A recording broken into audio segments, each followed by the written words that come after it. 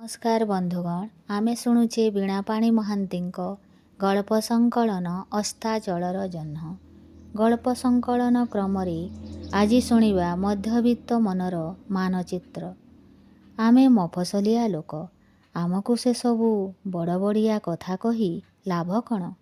ଚନ୍ଦ୍ରମଣ୍ଡଳ ମଙ୍ଗଳ ଗ୍ରହରେ ପାଣି ଥାଉ କି ନଥାଉ, ଫୁଲ ଫୁଟୁ କି ନ ଫୁଟୁ ଆମର ଯାଏ ଆସେ କ'ଣ? ଆମର ଭାତ ଗଣ୍ଡେ ନାହିଁ, ଚାଳ ଖଣ୍ଡେ ନାହିଁ, ଆମର ବଞ୍ଚିବା ଜୀଇଁବା ଚିନ୍ତା। ବାବୁ, ତମେ ସେ ବଡ଼ ବଡ଼ ଅଦେଖା କାହାଣୀ କହି ଲାଭ ନାହିଁ। ସୁଜିତ ଅନେଇଥିଲା। ବୁଢ଼ୀ ଲୋକଟି ସ୍ଥିର କଣ୍ଠରେ କହି ଅଣ୍ଟାରେ ହାତ ଦେଇ ଉଠି ପଡ଼ିଲା ଏବଂ ଧୀରେ ଧୀରେ ଆଗକୁ ବାଟ କାଟି ଚାଲିଲା।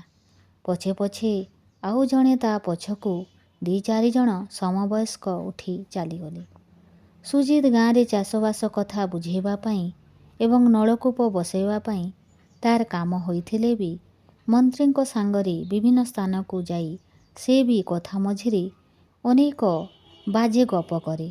ଅସଲ ପ୍ରସଙ୍ଗକୁ ଆସିଲା ବେଳକୁ ଲୋକ ବିରକ୍ତ ହୋଇଯାଆନ୍ତି। ଭାତ ଡାଲମା ଖଟା ଲୋଭରେ ବସିଥାନ୍ତି ହାଲିଆ ହୋଇ। ହେଲେ ସୁଜିତ କଥା ଶୁଣିବେ କାହିଁକି? ସେ କ'ଣ ଜାଣୁନି ଯେ ଆକାଶର ରଙ୍ଗକୁ ସେ ବଦଳେଇ ପାରିବନି କି ଈଶ୍ୱରଙ୍କ ଦେହରେ ନୂଆ ରଙ୍ଗ ଦେଇପାରିବନି? ତଥାପି ଚିରକାଳ କୁହାଳିଆ ପିଲା ସୁଜିତ ଚାହିଁଲେ କଥାର ପୁଟରେ ସେ କ'ଣ ମୂର୍ଖ ଅଧାମୂର୍ଖ ଓ ଗାଁମାନଙ୍କରେ ଟାଉଟର ଯୁବକମାନଙ୍କୁ ଚକିତ ମୁଗ୍ଧ କରିପାରିବନି? ମାତ୍ର ସେମାନେ ଆଦୌ ଚକିତ ହେଉନାହାନ୍ତି। ଖୁଚୁରା ରାଜନୀତି କରି ମନ୍ତ୍ରୀ ହେବାର ସ୍ୱପ୍ନ ଦେଖୁଥିବା ଟାଉଟର ଲୋକଗୁଡ଼ାକ ମଝିରେ ମଝିରେ ଯାହା ତାଳି ମାରୁଛନ୍ତି, ସ୍ତ୍ରୀ ଲୋକମାନେ ଟୁପୁରୁ ଟାପୁରୁ କଥା ହେଉଛନ୍ତି, ଛୋଟ ପିଲାମାନେ ମେଳାରେ ବୁଲିଲା ପରି ବୁଲୁଛନ୍ତି। ଏଥିରେ ସୁଜିତର ସୁଚିନ୍ତିତ ଭାଷଣ ସମ୍ବାଦପତ୍ରକୁ ଦେବା ପାଇଁ ପର୍ସନାଲ ଆସିଷ୍ଟାଣ୍ଟ ନିରବଚ୍ଛିନ୍ନ ଭାବରେ ଖଣ୍ଡେ କାଗଜରେ ଟିପି ଚାଲିଛନ୍ତି। ମଝିରେ ମଝିରେ କୁହାବୋଲାରେ ଡକା ହୋଇ ଆସିଥିବା ଫଟୋଗ୍ରାଫର ଫଟୋ ଉଠେଇ ନେଉଛି ସୁଜିତର ଏବଂ ସଭାରେ ଉପସ୍ଥିତ ଲୋକମାନଙ୍କର। ଏତେ ଟାଣ ଖରା ଯେ ପ୍ରକୃତରେ ଗଛ ତଳେ ଛିଡ଼ା ହୋଇ ଭାଷଣ ଦେବା ଅତି କଷ୍ଟକର। ନଳକୂପ ବସୁ ବା ନ ବସୁ, ବର୍ଷା ହେଉ କି ନ ହେଉ, ଲୋକମାନେ ମରନ୍ତୁ ବା ବଞ୍ଚନ୍ତୁ, ତାର ସେମିତି କିଛି ଯାଏ ଆସେ ନାହିଁ। ସେ ସରକାରୀ ଅଫିସର। ଗାଁରୁ ଗାଁ ବୁଲି ଯୋଜନା ସମ୍ବନ୍ଧରେ ଲୋକଙ୍କୁ ବୁଝେଇବା, ସେମାନଙ୍କ ମନରେ ଆଶା ସଞ୍ଚାର କରୁ ଯେପରି ଆଗାମୀ ନିର୍ବାଚନରେ ସେମାନେ ସରକାରଙ୍କୁ ଅଧିକରୁ ଅଧିକ ଭୋଟ ଦେଇ ଜୟଯୁକ୍ତ କରିବାକୁ ପ୍ରସ୍ତୁତ ହେବେ। ଏସବୁ ଦାୟିତ୍ୱ ଅଫିସରଙ୍କୁ ତୁଲେଇବାକୁ ହୁଏ। ସେଥିପାଇଁ ତ ମୋଟା ଦରମାରେ ଏୟାର କଣ୍ଡିସନ ଗାଡ଼ି ବସି ବୁଲୁଥାନ୍ତି। ଖାଲି ସେତିକି ନୁହେଁ, ବିଦେଶ ଗସ୍ତରେ ଯାଆନ୍ତି ଏବଂ ବିଭିନ୍ନ କମିଟିରେ ରହି କିଣା ବିକା କାର୍ଯ୍ୟରେ ବି ବେଶ୍ କମିଶନ ପାଇଥାନ୍ତି। ସୁଜିତ ହାଲିଆ ହେଲା ପରି ଚେୟାରରେ ବସି ପଡ଼ିଲା। କ'ଣ ବା କରାଯିବ? କ୍ଲବ ଘରୁ ଇଲେକ୍ଟ୍ରିକ୍ ତାରରେ 2ଟା ବଡ଼ ବଡ଼ ପଙ୍ଖା 2 ପଟରେ ରହିଲେ ବି ଚୁପଚାପ ନୀରବରେ ତାକୁ ଚାହିଁଛନ୍ତି। ବିଜୁଳି ନାହିଁ। କୁଆଡ଼େ ଘଣ୍ଟେ କି 2 ଘଣ୍ଟା ଦିନରେ କି ରାତିରେ ଆସେ ମନ ଇଚ୍ଛା। ଘରେ ଘରେ ଟିଭି ସବୁ ଅକାମୀ। ଖବର କାଗଜଗୁଡ଼ା ଆସୁଛି ଯେ ପଢ଼ୁଛି କିଏ? ସେଇ ପୁରୁଣା କଥା, ଚୁମୁଟା ଚୁମୁଟି, ଟଣା ଓଟରା, ଆଉ ଅତି ବେଶୀରେ ସମୟ ମୁତାବକ କୋଳାକୋଳି। ଏସବୁଥିରେ ସୁଜିତ ଅଭ୍ୟସ୍ତ। ଟାଉଟର ଟୋକାଏ ଆସି ପାଖରେ ଛିଡ଼ା ହେଲେ। ଜଣେ କହିଲା, ସାର୍, ଆପଣ କ୍ଳାନ୍ତ ହୋଇ ପଡ଼ିଲେଣି। ଏୟାର କଣ୍ଡିସନରେ 24 ଘଣ୍ଟା ରହିବା ଲୋକ। ଗରମରେ ଜଳିଗଲେଣି। ଚାଲନ୍ତୁ, କ୍ଲବ ଘର ଭିତରେ ବସିବେ। ଟୋକାଟିଏ ଡାକିଛି ସେ ଆପଣଙ୍କୁ ବିଞ୍ଚିଦେବ। ଆମର ଏଠି ଟିକେ ଯାଇତାଇ ଖାଇ ଚାଲିଯିବେ ଡାକ ବଙ୍ଗଳାକୁ। ମୁଁ ମ୍ୟାଡ଼ାମଙ୍କ ପାଇଁ ଟିଫିନ୍ କ୍ୟାରିୟରରେ ପୂରେଇ ଗୁଡ଼ିଆ ହାତରେ ବଙ୍ଗଳାକୁ ପଠାଇ ଦେଇଛି। ଆପଣ ଡ୍ରାଇଭର ସାଙ୍ଗରେ ଯାଇଛି। ଆଉ ଏଠି ତ ଗାଡ଼ିଟା ରହିଛି। ଥାଉ ଆଜ୍ଞା, ପେଟ୍ରୋଲ ଖର୍ଚ୍ଚ ବଢ଼ିବ। ହିସାବ ଦେଲା ବେଳକୁ ନାକେ ଦମ ହେବେ। ଆପଣ ଆମର ସାହା ଭରସା। ଆମେ ହଇରାଣ କରିବାକୁ ଚାହୁଁନା। ସୁଜିତ ଭାରତବର୍ଷର ବଦଳି ଯାଉଥିବା ଚିନ୍ତା ଚେତନା ଉପରେ ଅନେକ ପଢ଼ିଛି, ଅନେକ ବୁଲିଛି ଦେଶ ବିଦେଶ। ଯୁବକମାନଙ୍କର କ୍ଷମତା ପିପାସା ଏବେ ଏତେ ବୃଦ୍ଧି ପାଇଛି ତାର କଳନା କରିହେବ ନାହିଁ। ଯେତେବେଳେ ଘରକୁ ଯାହାକୁ ପଚାର ସେତେବେଳେ ଦେଶ ସେବା ନାମରେ ଥିବା ମୁଖାଟାକୁ ସମସ୍ତେ ପିନ୍ଧି ପକାନ୍ତି। ଏହିପରି ଏକ ବିଚିତ୍ର ବନ୍ୟ ପୃଥିବୀ ଭିତରେ ସେ ବଞ୍ଚିଛି। ହଠାତ୍ ସେ ଉଠି ଛିଡ଼ା ହୋଇ ପଡ଼ିଲା ଏବଂ କହିଲା, ଆଉ ଭାତ ତରକାରୀ ଖାଇବା ଦରକାର ନାହିଁ। ମୁଁ ଦିନରେ ଲଞ୍ଚ ଖୁବ୍ କମ୍ ଖାଏ। ତୁମେ ତ ଜାଣ ରତିକାନ୍ତ। ଆଜ୍ଞା, ମୁଁ କହୁଛି, ହେଲେ ଏମାନେ ଶୁଣିବେନି। ଆପଣ ଫେର ଯାଇ କେବେ ଆସିବେ? ଆମ ପାଇଁ ଏ ଗୋଟେ ସୁଯୋଗ ଥିଲା ତ ଏକାଠି ଖାଇବା। ସୁଜିତ ନ ଶୁଣିଲା ପରି ନଈ ପଡ଼ି ଜୋତା ଷ୍ଟ୍ରାପ୍ ଲଗାଉଥିଲା। ସମସ୍ତେ ବିଷାଦଗ୍ରସ୍ତ ହେଲା ପରି ହାତ ମକଚୁଥିଲେ। ଗ୍ରାମାଞ୍ଚଳରେ ଏହିପରି ଟାଉଟରମାନଙ୍କ ସହ ସେ ଅଭ୍ୟସ୍ତ। ମନ୍ତ୍ରୀଙ୍କ କାନରେ ଗୋଟିଏ କଥା ତ ଅନ୍ୟ କାନରେ ଆଉ ଗୋଟିଏ କଥା। ଦ୍ୱାର ପାଖକୁ ଦୌଡ଼ିଲା ପରି ଚାଲିଗଲା ଏବଂ ବିନମ୍ର ଭଙ୍ଗୀରେ ଏକ ନିଶ୍ୱାସରେ ଗାଁ କେବିନ୍ର ଭଙ୍ଗା ପାନ ଖଣ୍ଡେ ଖାଇଦେଇ ସମସ୍ତଙ୍କୁ ନମସ୍କାର କରି କହିଲା, ସରି, ଆଉ ସମୟ ନାହିଁ। ମୋତେ ଫେରିଯିବାକୁ ହେବ ଅତି ଶୀଘ୍ର। ଅନ୍ୟପଟେ ଏପଟ ସେପଟ ହେଉଥିଲେ। ଝରକା ରେଲିଂ ଦେଇ ସୁଜିତ ଦେଖିପାରୁଥିଲା ଆକାଶରେ କଳା ମେଘର ହାଲକା ଆସ୍ତରଣ। ସିଲ୍କ ପଞ୍ଜାବୀ ପିନ୍ଧି ଝାଳରେ ଜଡ଼ସଡ଼ ହୋଇ ଜଣେ ହାତ ଯୋଡ଼ି କହିଲା, ନିଅନ୍ତୁ ଆଜ୍ଞା, ଟିକିଏ ପିଇ ଦିଅନ୍ତୁ, ଦେହଟା ଥଣ୍ଡା ହୋଇଯିବ। ମୁହଁ ପାଖରେ ଗୁଞ୍ଜି ଧରିଥିବା ଗ୍ଲାସରୁ ଭାସି ଆସୁଥିଲା ବିଦେଶୀ ହୁଇସ୍କି ବାସ୍ନା। ଏମାନେ ବି ଏଥିରେ ଅଭ୍ୟସ୍ତ। ପାଖରେ ରଖିପାରୁଛନ୍ତି ତ? ଦାମ ବେଶୀ ଚଢ଼ା। ଏଥିରେ ହିସାବ କିତାବ କ'ଣ ହେବ ଦୈନନ୍ଦିନ ଖର୍ଚ୍ଚର? ଦିନରେ କିଛି ନ ଖାଇଲେ ବି ଚଳିବ। ହିସାବ କିତାବ କେବଳ ନଥିପତ୍ରରେ। ସରକାରଙ୍କର ବ୍ୟୟ ସବୁବେଳେ ଅଧିକ। ଅସ୍ଥିରତା ଅନିଶ୍ଚିତତା ଭିତରେ ଜନ୍ମରୁ ବଢ଼ି ଆସିଥିବା ସୁଜିତ କିଛି କଥା ଏଯାଏଁ ବି ବୁଝିପାରି ନାହିଁ। ଅଧା ଜାଣି ଅଧା ନ ଜାଣି ସେ ଉଦରସ୍ଥ କଲା ହୁଇସ୍କି। ମିଡ଼ିଆକୁ ଖବର ଯାଇପାରେ ନ ଯାଇପାରେ। ତନ୍ଦୁର ଖଣ୍ଡେ ଚୋବଉ ଚୋବଉ କହିଲା, ଗାଁରେ ଥିଲେ ବି ତୁମେ କେତେଜଣ ବେଶ ଆରାମରେ ଅଛ। ଛାଡ଼ନ୍ତୁ ସେ କଥା ଆଜ୍ଞା। ଗାଁରୁ ସହର ଓ ତା ମଝିରେ ଥିବା ରାସ୍ତା, କେନାଲ ଓ ନଈବନ୍ଧ ସବୁଠି ଆମର ଘର। ଆପଣଙ୍କ ଆଶୀର୍ବାଦରୁ ଆମେ ସବୁ ଠିକ୍ଠାକ୍ ଅଛୁ। ଭବିଷ୍ୟତ ଡୋରି ଆପଣଙ୍କ ହାତର। ସୂର୍ଯ୍ୟ ଢଳି ପଡ଼ିଲେଣି ପଶ୍ଚିମ ପଟକୁ। ଶୀତଦିନ ଖୁବ୍ ଶୀଘ୍ର ରାତି ଆସିଯିବ। ତେଣେ ଲତା ବିରକ୍ତ ହୋଇ ମୁହଁ ଫୁଲେଇ ବସିଥିବ। ସେ ଆସିବାକୁ ସଙ୍ଗରେ ମନା କରୁଥିଲା। ବାହାର ରାଜ୍ୟକୁ ଗଲେ ସେ ଖୁସିରେ ଯାଏ। ମଫସଲ ଟୁର୍ ତାକୁ ଭଲ ଲାଗେନା। କାହିଁକି ନା ଲୋକମାନେ ତାକୁ କୁଆଡ଼େ ବଡ଼ ବଡ଼ ଆଖିରେ ଚାହାନ୍ତି। ଏଥର ଜବରଦସ୍ତ ତାକୁ ଓଡ଼ିଶାର ଗାଁ ଗହଳ, ବିଶେଷ କରି ଆଦିବାସୀ ଅଞ୍ଚଳ ଦେଖାଇବାକୁ ସେ ଶ୍ରଦ୍ଧାରେ ଭୁଲେଇ ନେଇ ଆସିଥିଲା। ବର୍ତ୍ତମାନ କଥା ଶୁଣିବାକୁ ହେବ। ଲତାଙ୍କ ଗେଟ୍ ଖୋଲା ହେବା ଓ ଗାଡ଼ିର ଶବ୍ଦ ଶୁଣି ବଙ୍ଗଳା ଦ୍ୱାର ମୁହଁକୁ ଆସି ଛିଡ଼ା ହେଲା। ଏକ ଖୁସି ଖୁସି ଭାବ ତାର କଳା ଭଉଁରୀ ଆଖିରେ ନାଚି ଉଠୁଥିଲା। ସୁଜିତ ପାଖକୁ ଆସି ଲତା ପଚାରିଲା, କେତେବେଳେ ଆଦିବାସୀ ଅଞ୍ଚଳକୁ ଯିବ? ସନ୍ଧ୍ୟା ହେବା ଉପରେ। ଯିବା, ସନ୍ତର୍ପଣରେ ଡ୍ରାଇଭରକୁ ଚାହିଁ ସୁଜିତ ପଚାରିଲା। ଡ୍ରାଇଭର କିଛି ନ କହି ମୁହଁ ପୋତିଦେଲା। ମେମ୍ ସାହେବ ରାଗିଲେ ତାର ଚାକିରି ଯିବ। ସୁଜିତ ବଙ୍ଗଳା ଭିତରକୁ ଯାଇ ହାଲିଆ ହେଲା ପରି ବସି ପଡ଼ିଲା। ଗ୍ଲାସରେ ଢଙ୍କା ଥିବା ପାଣି ପିଇଲା। ପୂଝାରୀ ଆସି ପଚାରିଲା, ଆଜ୍ଞା, ଚା ନା କଫି ଆଣିବି? ନା, ଏବେ କିଛି ନାହିଁ। ଥଣ୍ଡା ପାଣି ଜାର୍ରେ ଭର୍ତ୍ତି କରି ଟେବୁଲ ଉପରେ ଥୋଇଦିଅ। ଭୀଷଣ ଗରମ। ଆଜ୍ଞା, କରେଣ୍ଟ ନାହିଁ, ଥଣ୍ଡା ପାଣି ମିଳିବନି। ଅବଶ୍ୟ ସରେଇ ପାଣି ବେଶ୍ ଶୀତଳ। କାଚ ଜାର୍ଟା ଉଠେଇ ନେଇ ପୂଝାରୀ ଚାଲିଗଲା। କାହିଁ ପଚାରିଲାନି ତ ବିଜୁଳି ସପ୍ଲାଇ କେବେ ହେବ? ଇଏ ବୋଧେ ସରକାରଙ୍କ ଦରମାଖିଆ ବିଶ୍ୱସ୍ତ କର୍ମଚାରୀ। ପଶି ଆସିବା ପୂର୍ବରୁ ଲତା ଆସି ଛିଡ଼ା ହେଲା। ଚକଚାକ୍ ଶାଢ଼ୀ ପିନ୍ଧି ହାଲକା ମେକଅପ୍ ନେଇ ସୁଜିତ ସାମ୍ନାରେ। କି ଗୋଟିଏ ଏସେନ୍ସ ବ୍ୟବହାର କରିଛି କେଜାଣି? ଚତୁର୍ଦ୍ଦିଗ ମହକି ଉଠିଲା।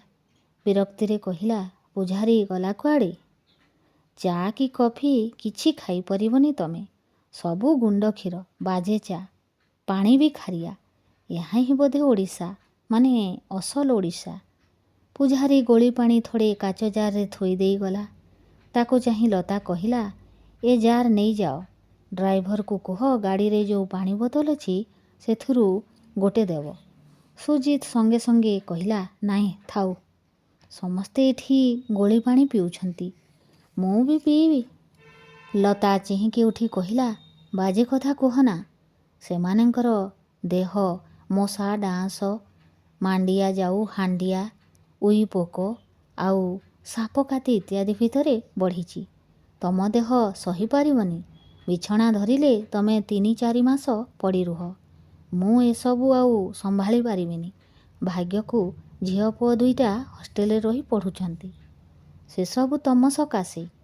ଲତା ରାଗି ଆସି କ'ଣ କହିବାକୁ ଚାହିଁଥିଲା, ମାତ୍ର କବାଟରେ ଠକ୍ ଠକ୍ ଆବାଜ ଶୁଣି ସେ ରହିଗଲା। କିଏ ଜଣେ 2 ଜଣ ଆସିଛନ୍ତି। ସୁଜିତ ପାଟି କରି କହିଲା, କମ୍ ଇନ୍।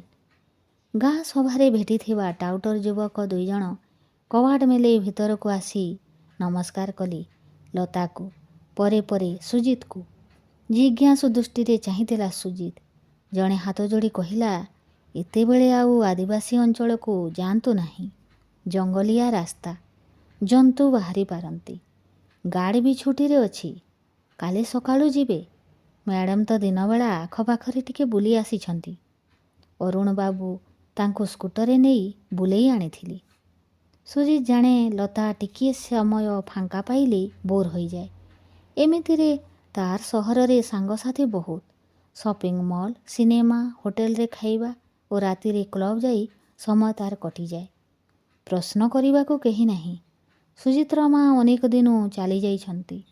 ବାପା ସାନ ଭାଇ ଅମିତ ପାଖରେ ଥାନ୍ତି। କେବେ ସୁଜିତ ପାଖରେ ରହିବାକୁ ଇଚ୍ଛା କରନ୍ତି ନାହିଁ। ଅମିତ ଗାଁ ସ୍କୁଲର ହେଡ଼ମାଷ୍ଟର, 4ଟା ପିଲାର ବାପ। ଜମି ବାଡ଼ି ଅଛି। ଏଣେ ବାପା ସରକାରୀ ପେନସନ୍ ପାଆନ୍ତି।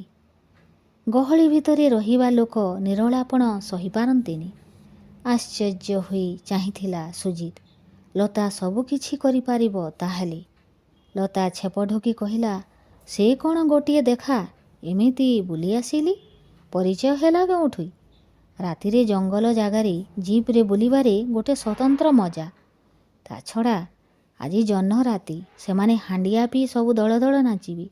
ତାଙ୍କ ଭାଷାରେ ଧାଙ୍ଗଡ଼ା ଧାଙ୍ଗଡ଼ିଙ୍କ ନାଚ।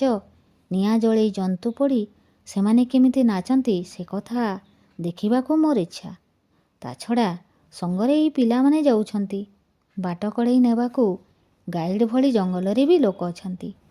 ଏଠି ଗରମରେ ଅନିଦ୍ରା ରହିବା ବଦଳରେ ଜଙ୍ଗଲରେ ଶୋଭା ଦେଖିବା ଆଉ ଆଦିବାସୀଙ୍କ ଜୀବନ ପ୍ରଣାଳୀ ଉପରେ ଜାଣିବା ମୋର ନିହାତି ଜରୁରୀ। କହୁ କହୁ ଫିକ୍ ଫିକ୍ ହସିଦେଲା ଲତା। ଘର ସାରା ଆଲୁଅ ଯେମିତି ଚମକି ଉଠିଲା। ସୁଜିତ କିଛି କହିବା ପୂର୍ବରୁ ଅରୁଣ କହିଲା, ଆଜ୍ଞା ମ୍ୟାଡ଼ାମ, ସବୁ ଠିକ୍ ଅଛି, କିନ୍ତୁ ଆମକୁ କିଛିଟା ବନ୍ଦୋବସ୍ତ କରିବାକୁ ହେବ। ଯିବାକୁ ହେଲେ ବନ୍ଧୁକଧାରୀ ଜଣେ ଶିକାରୀ ଆମ ସାଙ୍ଗରେ ଯିବ, ଆଉ ସର୍ଚ୍ଚ ଲାଇଟ୍ ନେଇ ଅନ୍ୟ ଜଣେ ଶିକାରୀ। ସତେ ତ? ଅନ୍ୟ ଜଣକ କହିଲା ସୁଜିତର ମୁହଁକୁ ଚାହିଁ। ଡରିଗଲେଣି ଅରୁଣ ଓ ତାର ଅନ୍ୟ ଜଣକ ସାଙ୍ଗ। ସୁଜିତ ମୁହଁରେ ବିରକ୍ତି କ୍ରମଶଃ ଲାଲ ପଡ଼ି ଆସୁଛି।